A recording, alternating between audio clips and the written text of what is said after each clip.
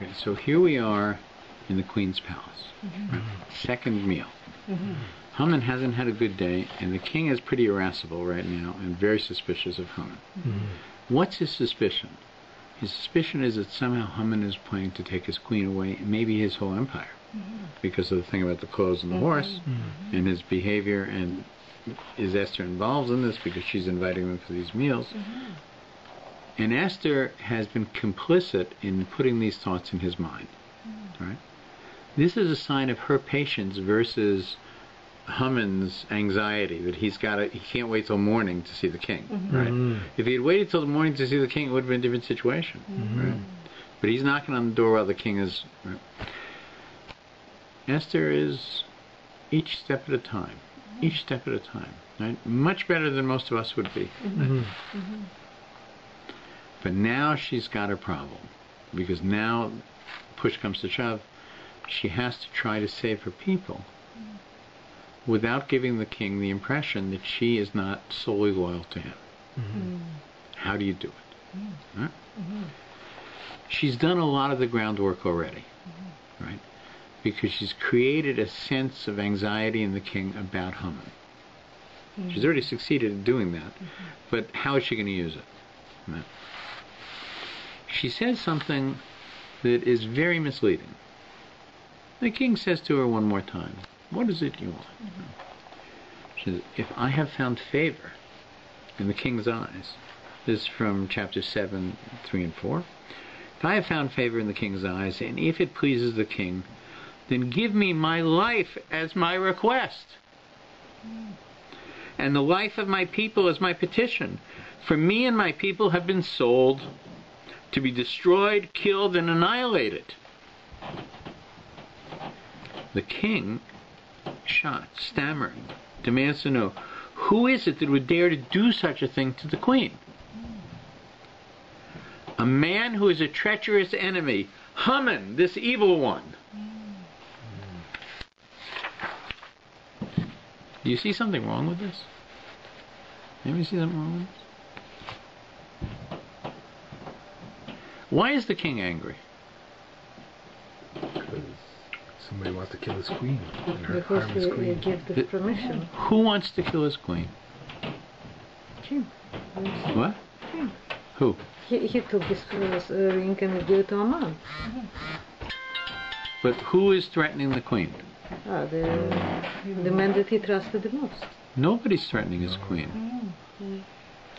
Who knows she's Jewish? There's no plot to kill the queen. It says here that she's Jewish. She says it now. There's no plot to kill the queen. She's made it up. She's waved it in front of the emperor, right? Right? Yes, he wants to kill the Jewish people, no question about it. But up until this point, nobody knows except Mordechai that she's Jewish. She didn't tell Haman. She didn't tell anybody in the court. She didn't tell the Eunuchs, the Chavrona. She told nobody, right? But nobody knows now except Haman. He knows now. Now he knows. But when the edict was made to kill the Jews, it wasn't aimed at her. He had nothing against her at all. You know, in fact, he was part of installing her as queen. Remember how she got to be queen, right? He was responsible for Vashti's death, right?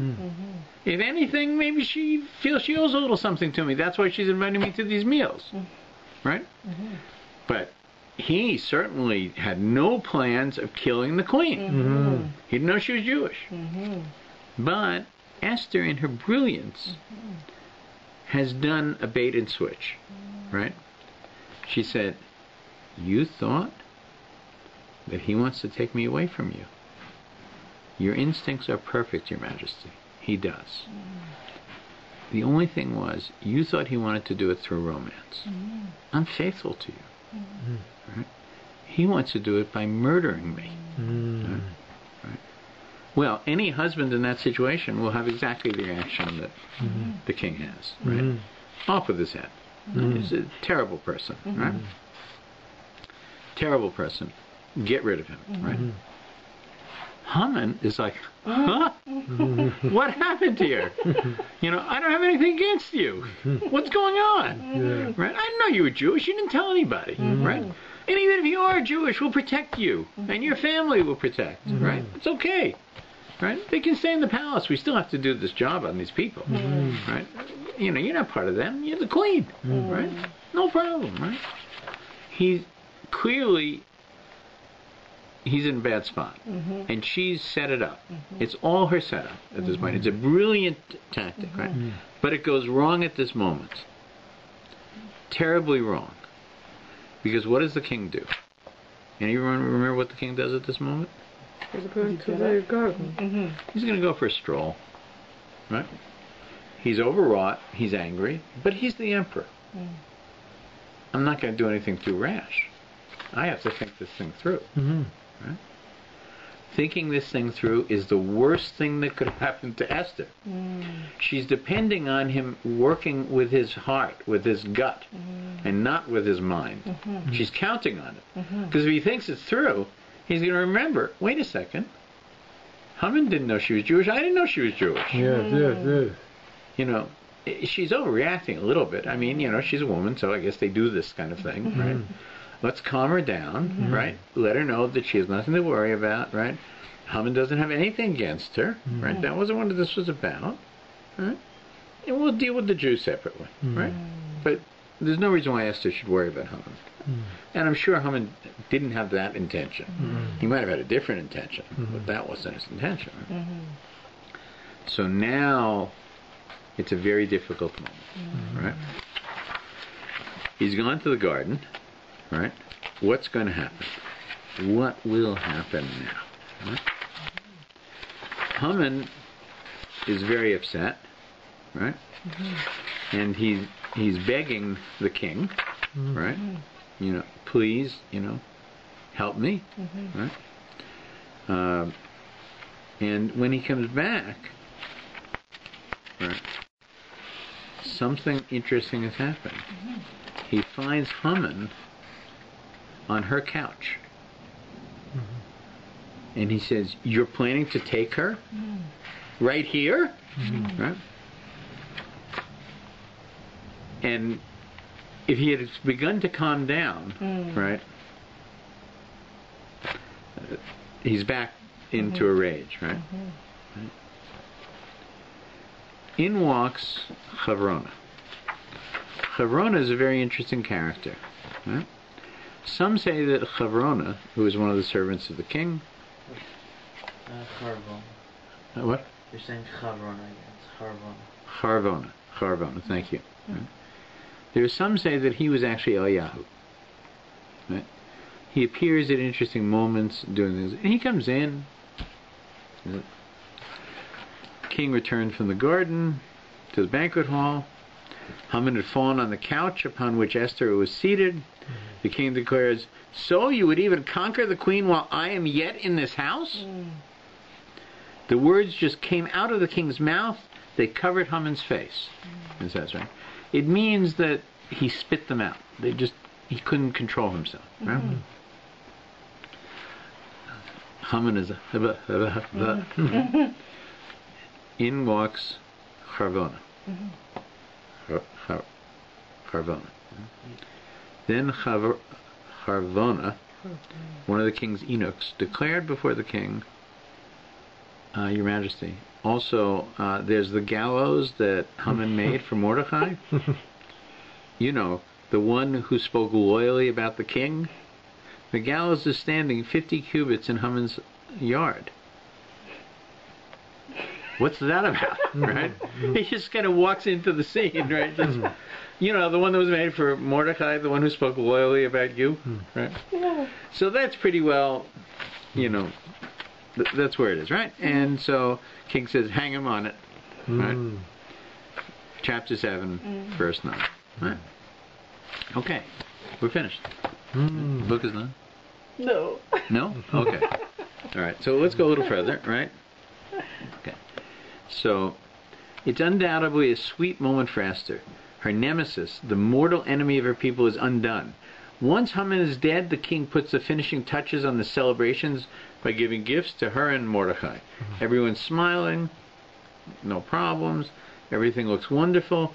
One would expect that in a few verses the Megillah will draw to a close, Moshe Yitzhak will finish, and we'll all eat. But it's not so. There are still 3 chapters of Megillah left to go. Evidently the story is not over yet. Why? Right? The problem is, as you said, Haman might be dead, but his decree of genocide against the Jews is still alive and well. Whether Haman and his minions will still have the last laugh, whether Haman will celebrate the demise of the Jews, albeit in his grave, this is the question to which the rest of the Megillah devotes itself. Right? So now it's a tremendously critical moment. Right? Esther has succeeded at destroying Haman, but not his decree, and she's revealed himself as Jewish, but it's not important to the emperor. The only thing the emperor really cares about at this moment is something very different. Right? He cares about his queen was being injured. Nothing about her being Jewish. Right? And it seems that he almost didn't even notice the Jewish part, right? Which, to destroy Haman, was very important. Right? Her goal in this last dinner was to do 2 things. Kill Haman and reverse his decree. That's what her goal was, in some way to do that. Right? But emperors in those days, and popes apparently today, are considered to be infallible by their followers, and you can't reverse a decree. So now things are going to get much more complicated, and how to handle it. More than that, you have to remember what we're talking about. Today, if you want to destroy a nation, you push a button and bombs go off everywhere, right? If you want to stop a battle, you can send a message, right? And it ends the battle anywhere in the globe, right? It's instant, right? This message that went out, right, has been in the hands of the governors and the potentates of all these provinces now for some time, right? And as far as they're concerned, the day is coming when the Jews are about to be wiped out, and it's what the king and the viceroy want. Right? You can't just call them and say, I'm taking it back. There is no phone. Right? One thing that Esther and Mordecai really care about, the one thing they really care about, is the one thing Achashverosh has not given them. He does not reverse the decree legislating the destruction of the people. Right? It says in chapter 7, verse 10 of the Megillah, they hanged Haman and the king's anger was abated. Okay, I feel much better now. Haman was really like a big problem on many levels. It's good we're done with him, turns out. Right? I'm okay now. Well, we'll go on with the kingdom, everything's cool. Right? What are her choices? Right? She's played her best cards at this point. Thought it out. It didn't work. She has to go to the king with nothing but the unvarnished truth. If she is to cancel Haman's decree now, she must do so without the benefit of subterfuge. She must make a direct appeal to the king, not for her own life, which the king has gracefully already granted, but solely for the lives of her people. She must beg him for their safety.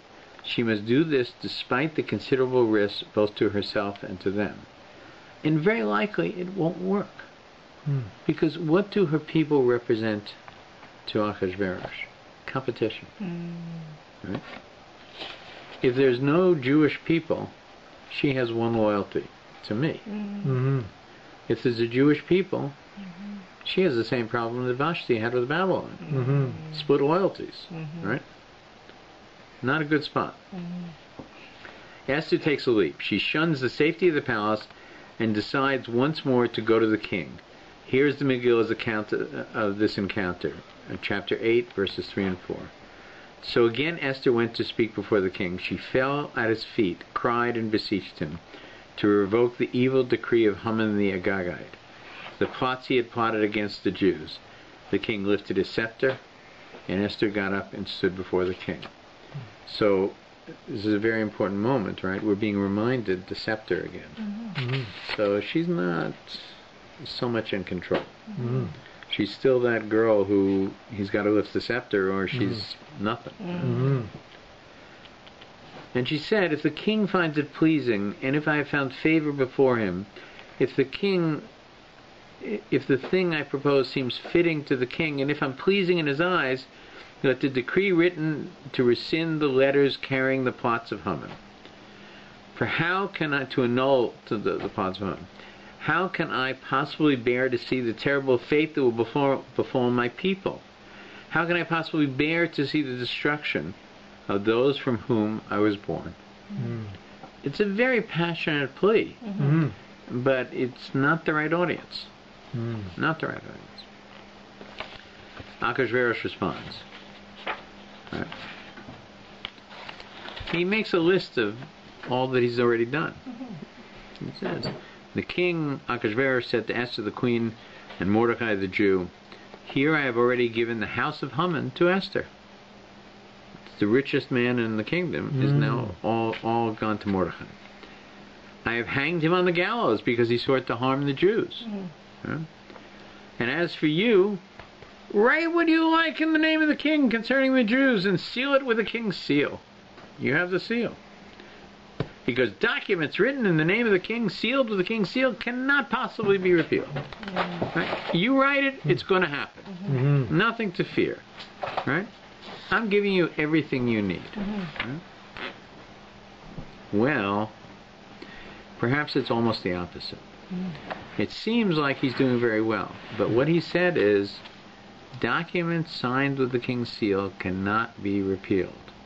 What document is he talking about? The one Mordecai is about to write? No. He's talking about the one Haman wrote. It's already in the hands of all the governors. It cannot be repealed. Right? I can't repeal it. Nobody can repeal it. So now Mordecai and Esther have to think this through. What do we have? We have the seal. Right? Haman has been hung. Right? The decree is out there. How do we manage the situation? It's fabulous, right?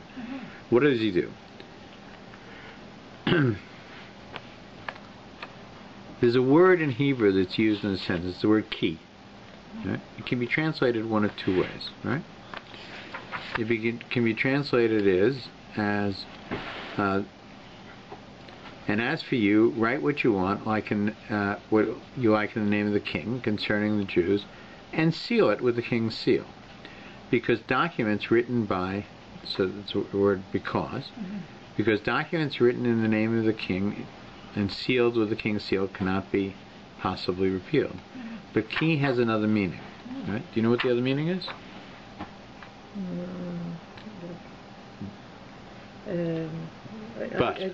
But. The word but. It can mean but.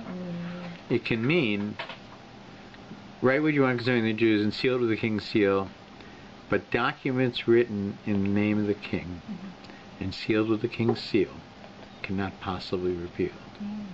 Right? When it uses but, it's much more threatening. Right? It's a little unclear. There's two different opinions of the meaning of it when it's used here. The king is saying it's going to happen. Right? If you want to, publish something that says all the Jews can get drugs so that they don't feel the pain of the murder, that's okay. But you can't change the pogrom. It's going to happen. Achashverosh claims his hands are tied. The law just can't be revoked. Maybe. But is he as powerless as he claims? Is he really nothing that he could do? Or is he only too happy to allow the Jews to be slaughtered and see how his queen takes it when her countrymen, that she all of a sudden feels so strongly about, are eliminated? That's the question, right? So if we ended the Megillah here, we would assume that the Jews are going to be killed. Right? Maybe she's going to survive, but the Jews are going to be killed. Right?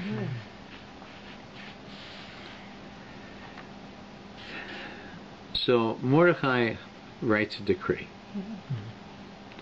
Mordecai wrote, this is 8:11, Mordecai wrote that the king had allowed the Jews in every city to gather themselves together and to stand and defend their lives, to destroy, to slay, to cause to perish all the forces that would assault them. The Jews would slay their enemies, little ones and women, and take their possessions as spoils of the war. Mm. So, first of all, what are they doing taking spoils? Right? Killing women and children. Right? It's quite ugly. Mm-hmm. And he wrote a document so they could defend themselves. Big deal, right? I mean, anybody can defend themselves, right? It won't do you any good. You know, the Jews of Nazi Germany could defend themselves. They wouldn't succeed, right, against the police state. You know, the Jews of Egypt could defend themselves. Wouldn't succeed, right? So Mordecai's, what's he writing here, right? There is an interesting point here in Hebrew. When we're writing Yehudim, Jews, in the end it's one Yod. I never saw it's written here, not Yehudim, Yehudaim. Right. You read it as Yehudim, right? Yeah. Yeah, you're supposed to read it as Yehudim. But why it's another Yud? Maybe it's because it's Jews and a God. And what? And God, because Yud. You're right. Yud is... Yeah. It's double Yud here. Yeah, it could be. Yeah, the W spells God. Yeah. Yeah. Wow. So it's not just Jews. I never saw it. Just I'm reading now. You'll and see I it happens a it's few double times. Yud. Yeah. Wow. And in the brackets, you see brackets, it's one Yud. And here it's double Yud. Wow. And by the way, one of the points never you should saw know it. is it's kind of Wow. strange because Wow. this is one of the first times that the Jewish people are called Yehudim. Right. And maybe it's not the Jewish people. Maybe it's actually the tribe of Yehuda. But we'll come to this later. Right? Come to this later. At this point. Right? Because they're not referred to as Bnei Israel, Wanted to kill not as just Jews. Bnei Yaakov. Right? Yes. You know, the people, by the way, of Bukharan Jews, right, never wanted to be called Jews. They called themselves Yisrael, right, because they were from the northern tribes. Right? They didn't like being called. They're very uncomfortable with it. We're not Jews. It's Yehuda. It's not us. We're Yisrael. So let's continue. Right? So he writes this letter that they can defend themselves. Okay, big deal, right? Who did he write it to? Right? Esther 8:9. The king's scribes wrote to the officials, the governors, the princes of the provinces that are from India to Ethiopia, 127 provinces. You remember those guys who came to the party? Here they are again. Same people. Same description. Same people who got the first letter. Right? Now imagine, you're in your office, right? What have you been doing? Right? What's going on? Right? Put yourself in the shoes of an ambitious lieutenant governor of Turkmenistan. Several months ago you received an official letter of state bearing the king's seal, legislating the murder of all the Jews in your province on a single blood-soaked day. Since then, you've been gearing up for the occasion. You put the local anti-Semites in touch with each other, lending them office space to the militias, deregulating small arms, the arms market, you name it. Now, by the way, all these things that we're talking about have happened over and over and over in Europe at one time or another, right? Also in Russia. That, you know, it was made clear that the Tsar is okay with this, right? And we have facilities. The police are not going to interfere. The militias are not going to interfere. The firemen are not going to interfere. The Tsar says, Gesundheit. Go ahead, right? Deregulating small arms market, you name it. Then one fine sunny day, a royal messenger shows up at the governor's mansion with another letter of state. You open it only to find it is a decree in favor of the Jews. The Jews are being given the right to defend themselves during the very day the killing for which you have been so assiduously preparing. How would you react? You'd think the palace has gone crazy. The emperor's lost his mind, right? What's the king thinking? Taken together, the two decrees have in effect legislated a day of civil war. Right? That's true. Both sides the hecture of the king to go to war. Right? The blue team will attack the red team, and everyone on the red team should fight back as best they can. What is this? Color war? These are human lives we're talking about, not a game. Haman's decree of genocide in every provincial governor throughout the empire will have a decision. Mordecai knows that whatever decree he promulgates in the name of the king will be weighed against the first decree that yet remains in force, Haman's decree of genocide. Every provincial governor throughout the empire will have a decision to make. They will need to make sense of the senseless situation. Remember, they have nobody to ask. They're on their own, and they have these two documents in front of them. Kill the Jews should save themselves. I, as the governor, want to do what is the king's will. And the last thing I want to do is what is not the king's will. For that, you sleep with the fishes. So that he doesn't want, right? But what is the king's will at this point? Now, interestingly enough, we know from the story the king has really no interest in saving the Jews. But what we're seeing now is that Mordecai and Esther are fighting a propaganda war. They need to give the impression that the palace wants the Jews saved. Right? The palace doesn't seem to give a damn whether the Jews are saved or not. Right? The king has said, you can write what you want, but you can't take back the decree. Right? It's going to stand. Right? He's pretty well washed his hands of the matter. The Jews are gone, they're finished, right? Esther and Mordecai, I've given them gifts, they're going to survive, their families will survive. The rest of the Jews, I don't need them. They're gone, right? Mordecai and Esther cannot let that idea escape from the palace. They want to give the impression the palace has exactly the opposite position. Haman was a terrible person, the king regrets it, and that's why this is published, right? So they're fighting a propaganda war now, right? Because the power of this in their eyes is not in the hands of the Amalekites, but actually in the hands of the government, right? Will the government let the pogrom happen or not happen? Will the police interfere, or will they let it go forward, right? This is the issue, right? As such, Mordecai's second decree needs to be every bit as violent, every bit as bloodthirsty as the first. It's not enough to allow the Jews to defend themselves. They must be encouraged to take offensive action. They must be given license to launch a preemptive attack. If Haman and his minions have been granted permission to kill man, woman, and child, well, Mordecai must now see to it that his decree gives the same license to the Jews.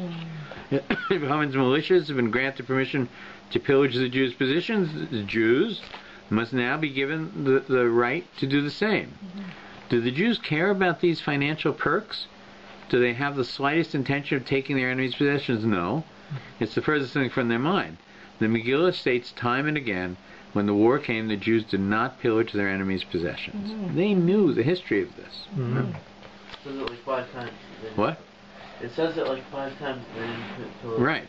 But in the edict that Mordecai writes, it says you can do it, and they will do it. Right? So, because this is the propaganda war. They're fighting not for the hearts and minds of the nation, the hearts and minds of the governors, the potentates, the lieutenants, the army chiefs.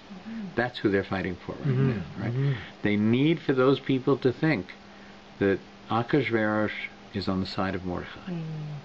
And being on the side of Mordecai means preserving the Jews. Right? And the first edict doesn't have meaning. This is the entire goal of what's going on here. And it's not true. There's no indication that Achashverosh cares about sparing the Jews. But Mordecai and Esther are fighting to let the world believe that. Right? Mordecai, there's an interesting thing that happens now. Right? The Megillah, and this is one of the questions. Why are we always talking about how rich and gorgeous Mordecai is at the end of the story? Mordecai goes out of it. The Megillah goes out of its way to record a celebratory parade through the streets of Shushan. It is a moment in which Mordecai struts through the streets of Shushan's Jewish quarter wearing his royal finest, while all the assembled crowds deliriously proclaimed their joy. And Mordecai went out from before the king in royal dress, wearing techeles robes with a big golden crown, and the city of Shushan erupted in happiness. So when do you think this happened? After they sent out the decree? After which decree? The second decree. How did Everybody it erupted in win? happiness, and there's a decree hanging over their heads? True. After. It should have happened after the war. Mm-hmm. No. It happened when Moshe Yitzchak said. Mm-hmm. It was a victory celebration that happened before the war was fought. Mm-hmm. Right. Why? Same reason, right? Now, if you didn't have a scroll of Esther handy, and you had to guess when the moment took place, what would you have said? Would you guess that the parade happened before or after the Jews emerged victorious from the battle? I think most of us would have guessed afterwards. A ticker tape parade only makes sense when one celebrates a victory, right?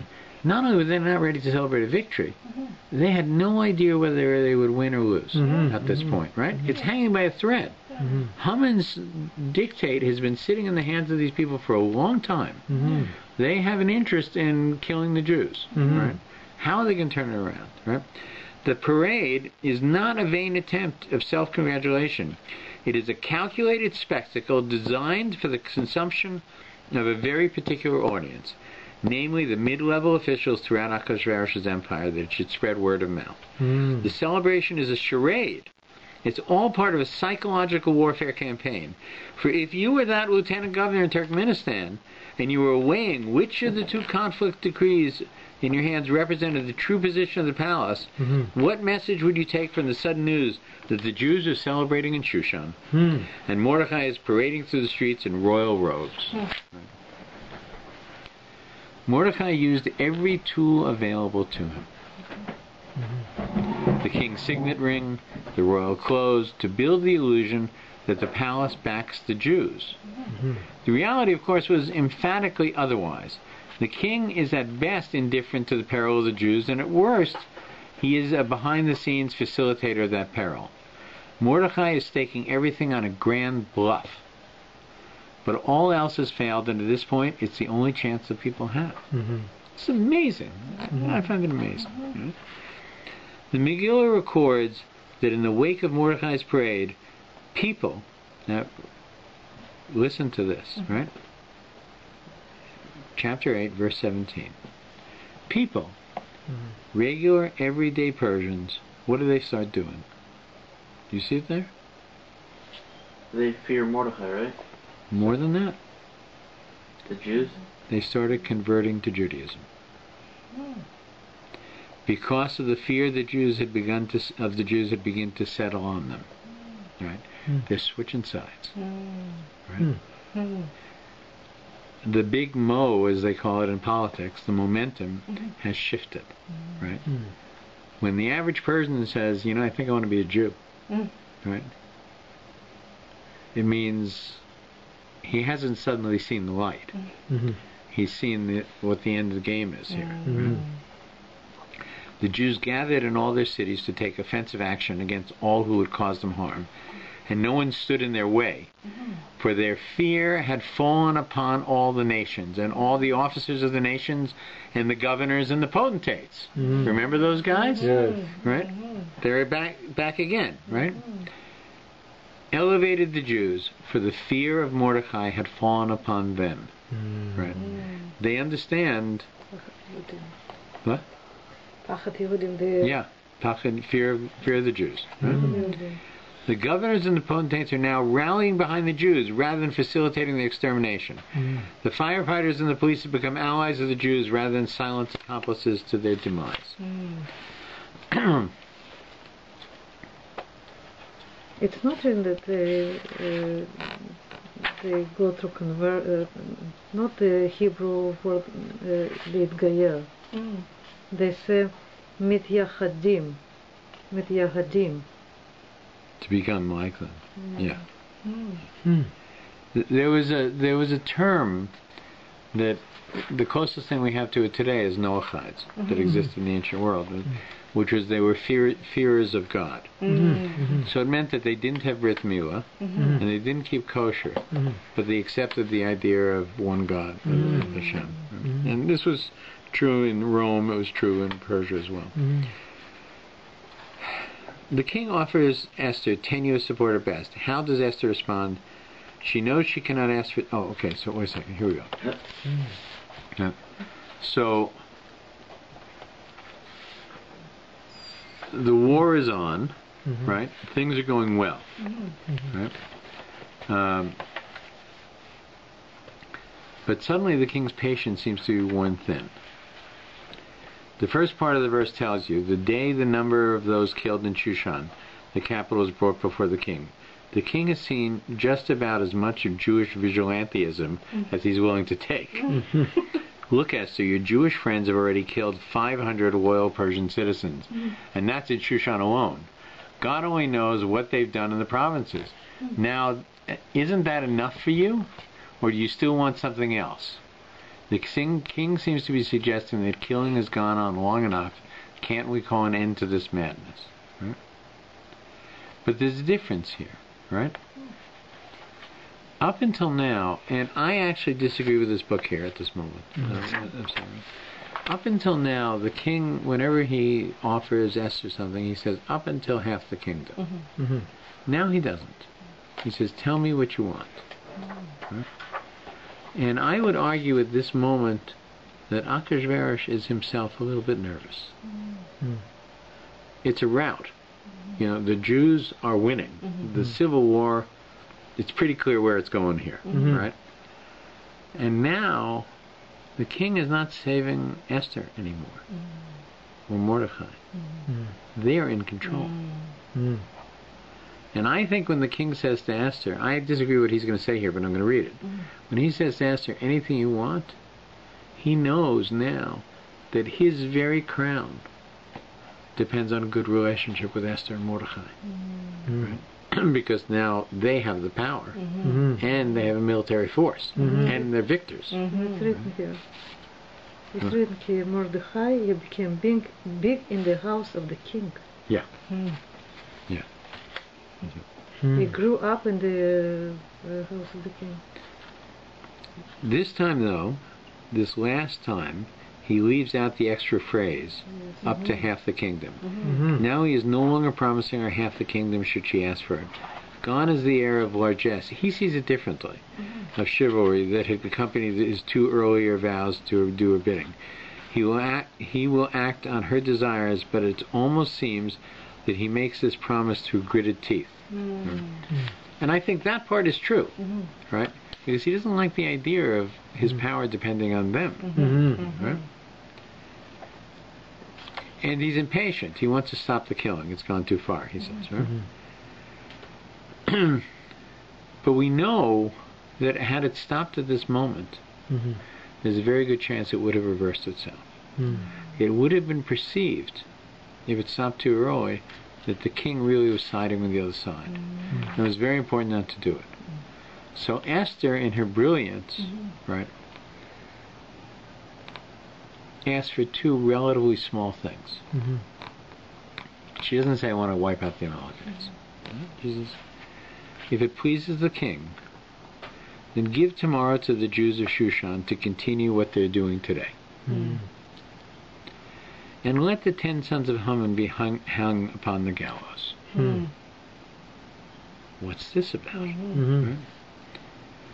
Esther stakes everything on one last gamble. Right? She asked the king to wait one more day before halting the Jews' right to use arms. And she asked for one more little thing. Take the sons of Haman, already dead, and hang them on a tree. What does Esther have in mind? Right? Why hang people already dead? How many times can he kill them? The answer is the only thing Esther cares about is appearances. She is making one last bold effort to ensure Mordecai's grand bluff does not unravel.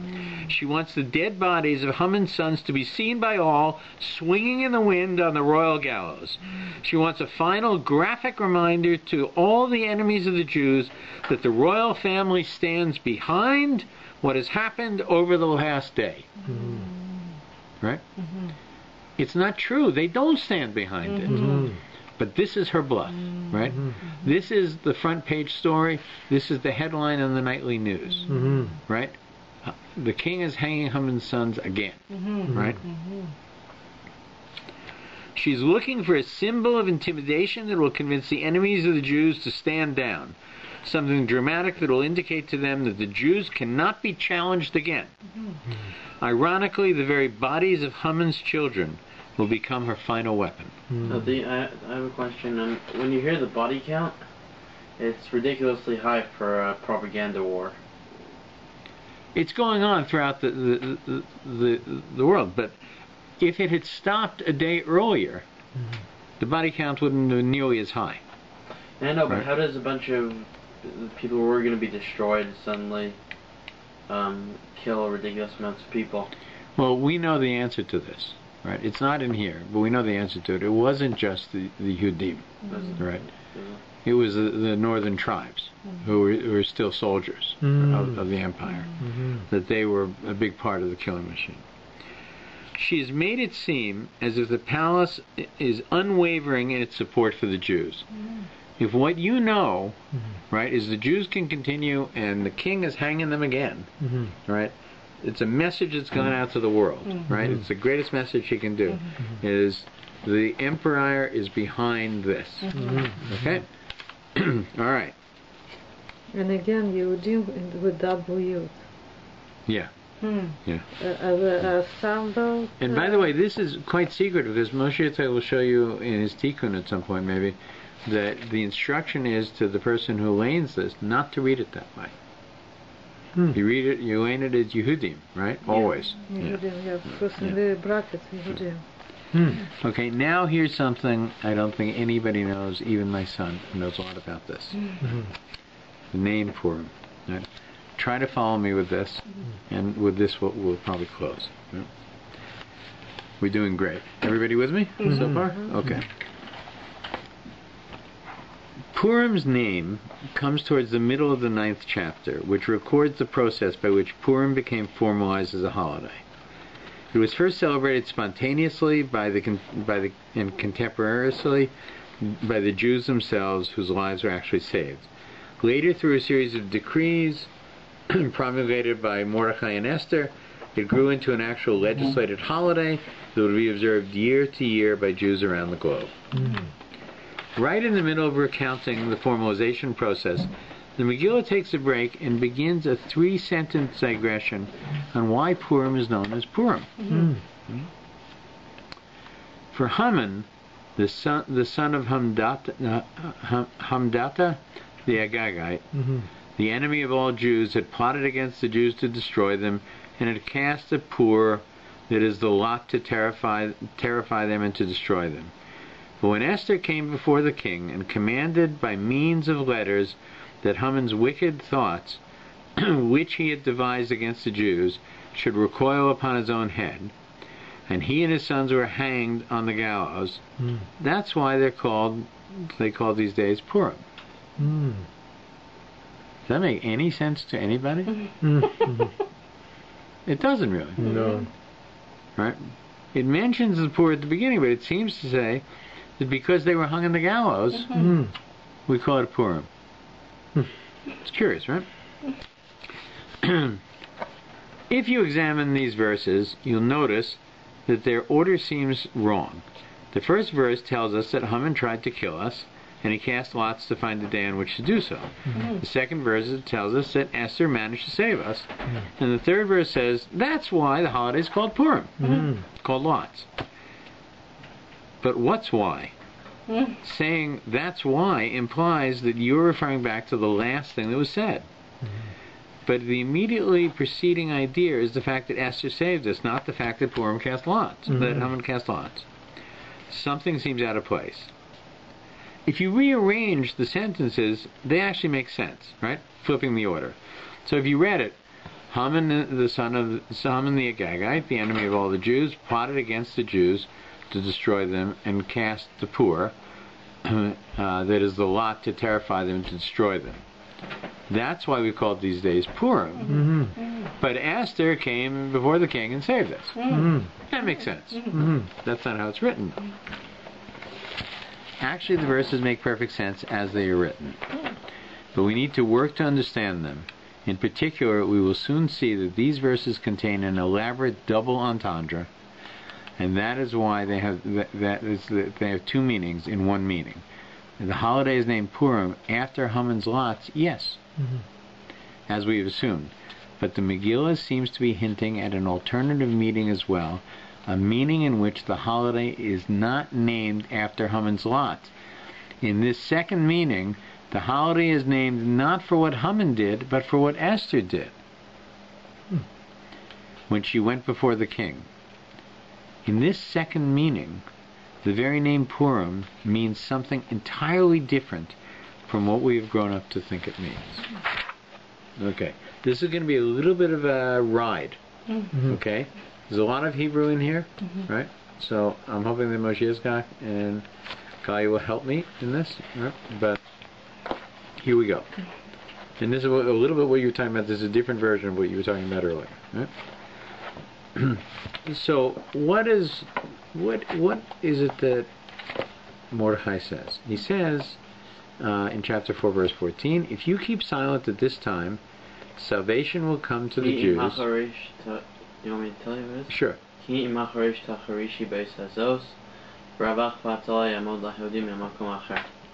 I think it's two Takareshis, right? Yeah, ki macharesh tacharishi. Right, okay, good.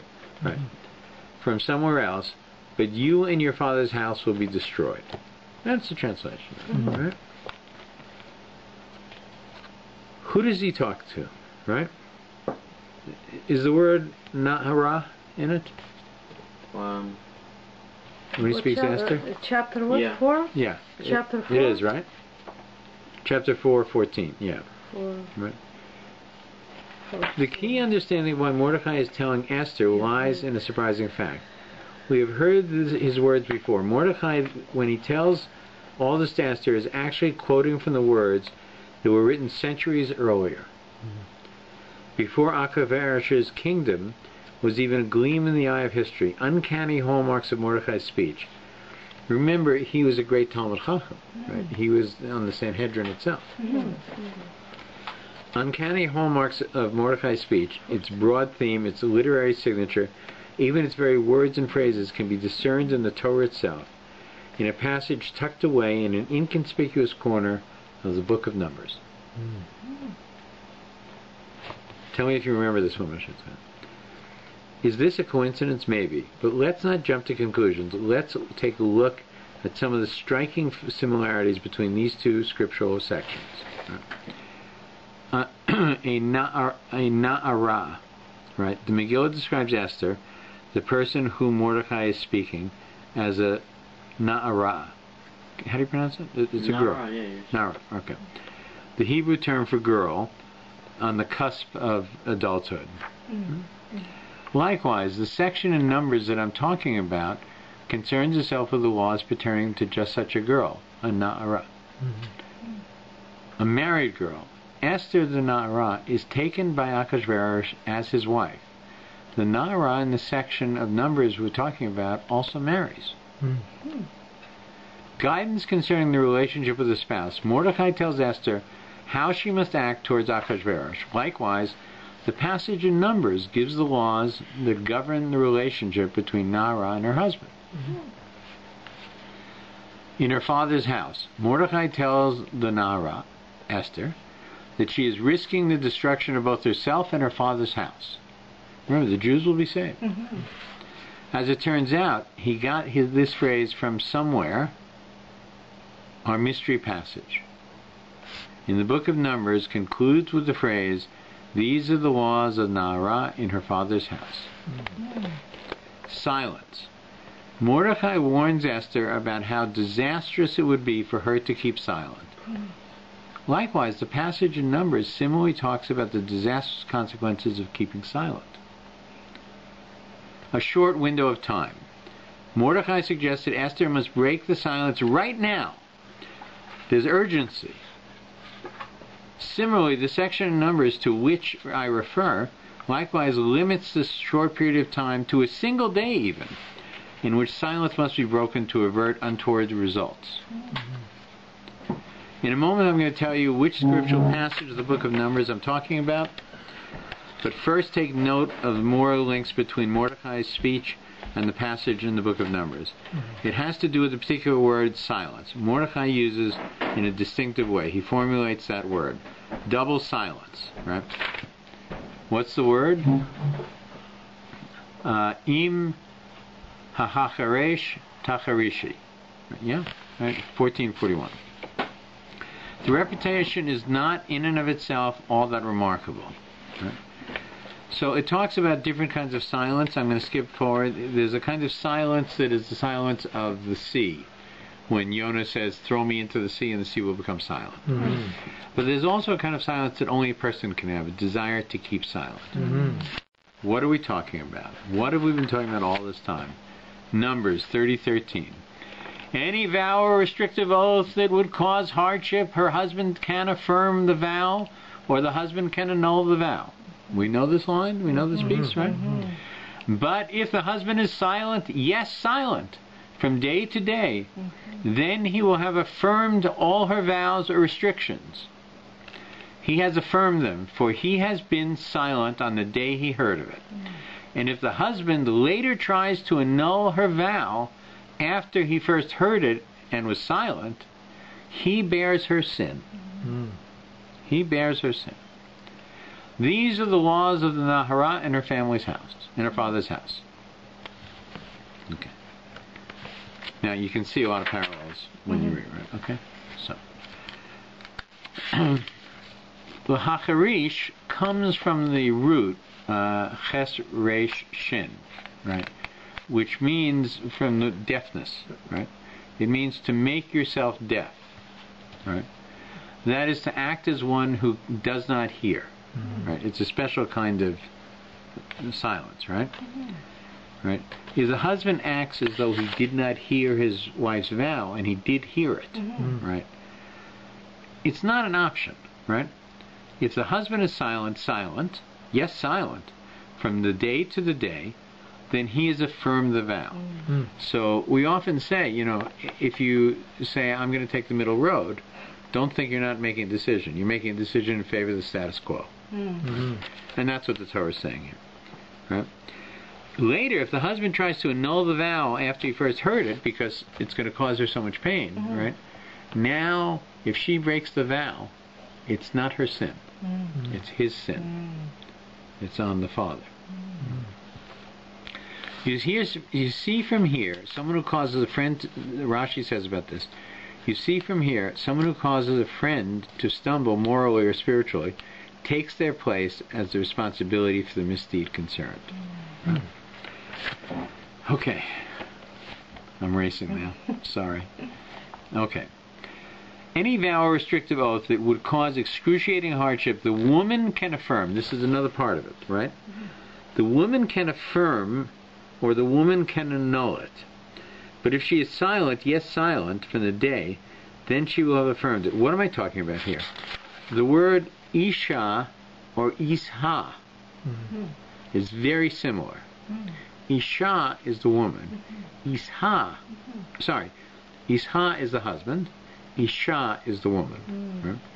So if this play in words that the Megillah is doing is saying not Isha, not the husband, right? But the woman.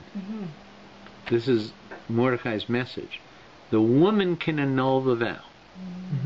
Or she can keep silent and affirm the vow. Right? She can annul or she can affirm it. Right? That's what we're saying here. Because of this word, Isha or Isha. Right? According to Mordecai, Esther must act not for the Jews' sake really, but for her own.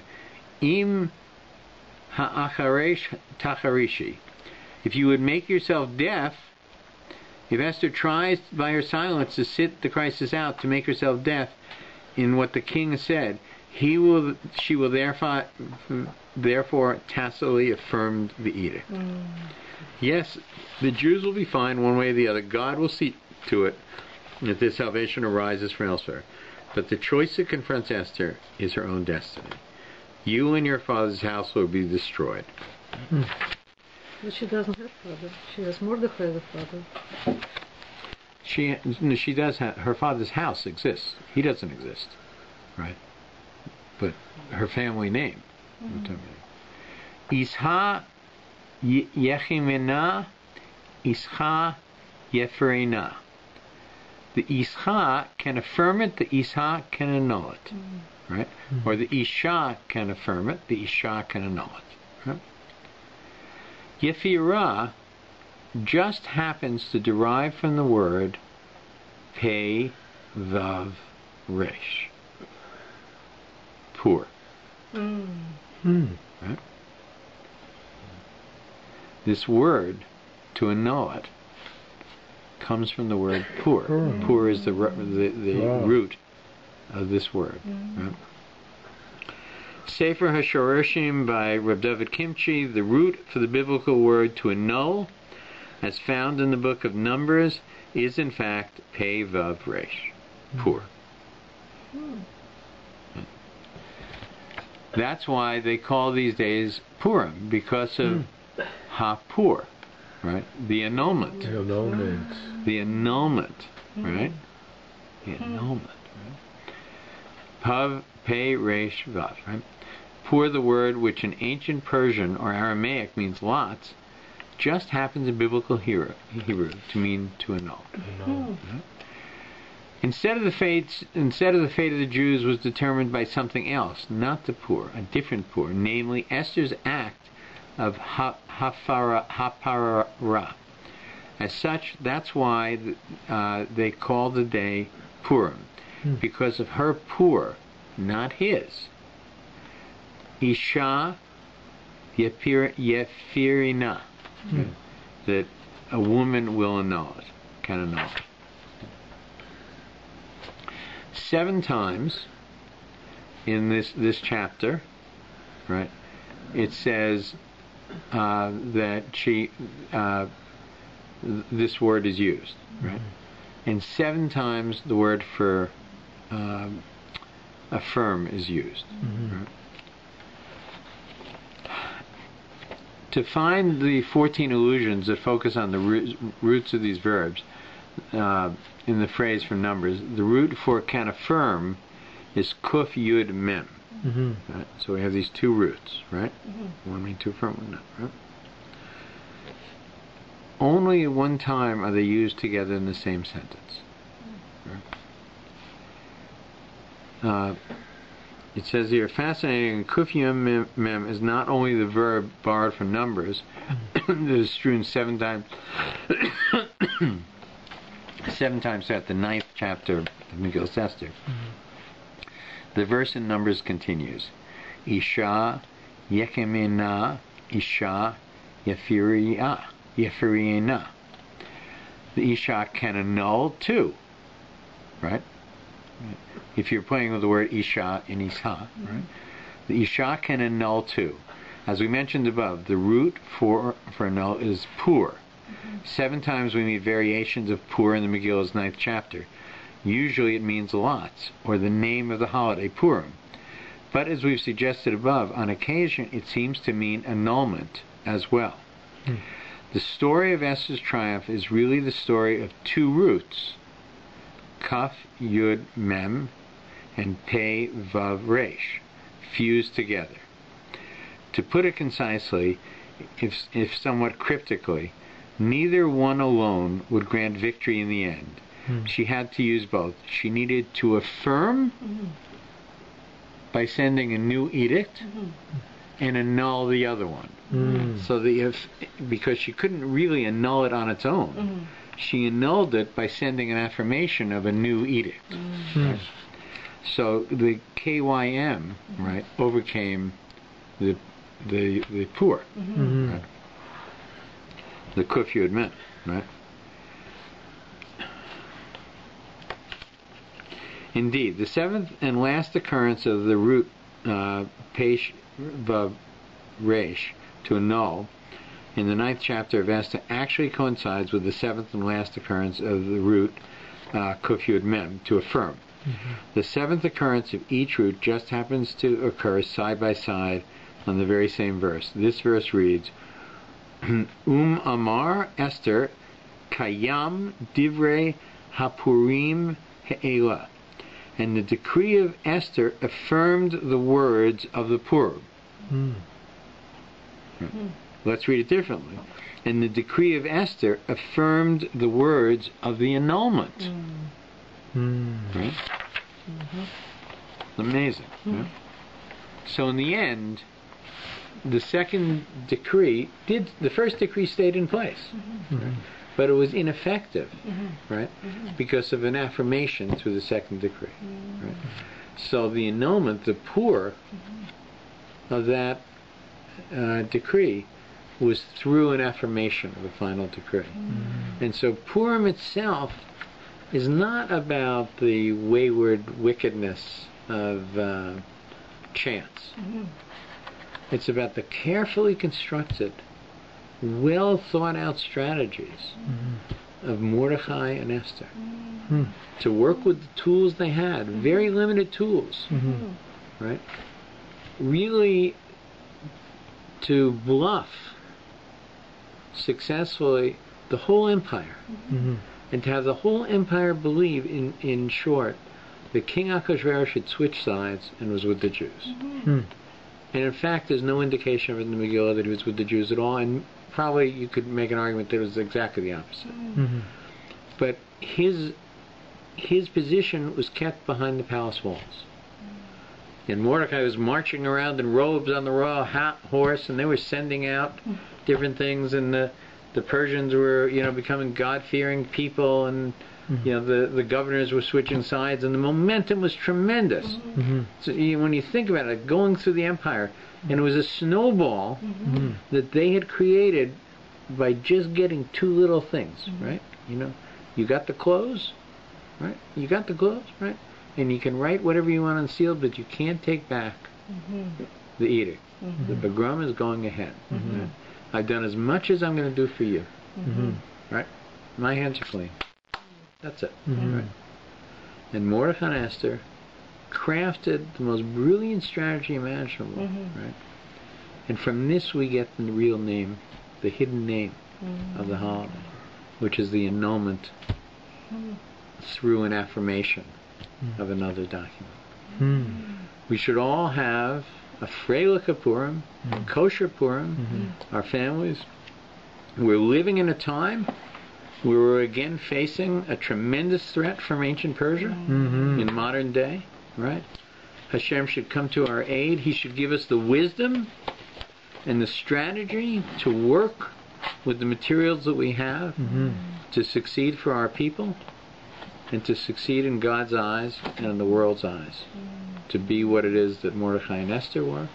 We need them, and we need Hashem's guidance at this time. Amen.